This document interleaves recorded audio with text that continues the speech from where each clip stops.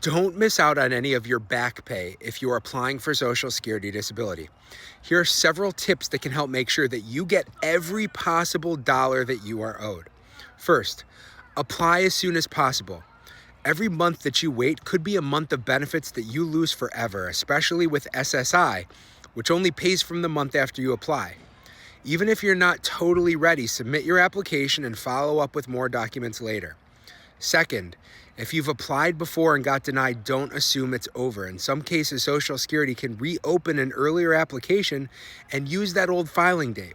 That could mean months or even years of extra back pay. The rules vary, but if it's within 4 years for SSDI or 2 years for SSI and there's good cause for why you didn't appeal, it's worth looking into.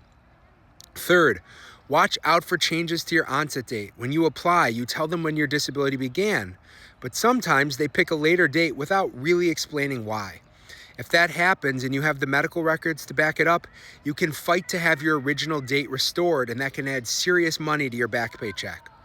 Fourth, find out if you have a protective filing date.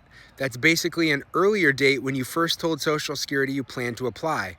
Even if your full application came later, the protective filing date might count and shift your back pay timeline forward.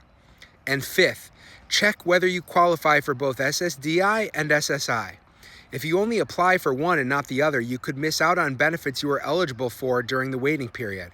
Sometimes adding an SSI claim to an SSD case or vice versa can mean more months of pay. These are the kinds of details that can make a huge difference in your benefits. If you're not sure whether any of them apply to you, don't guess, get help. A few extra minutes could be worth thousands of dollars.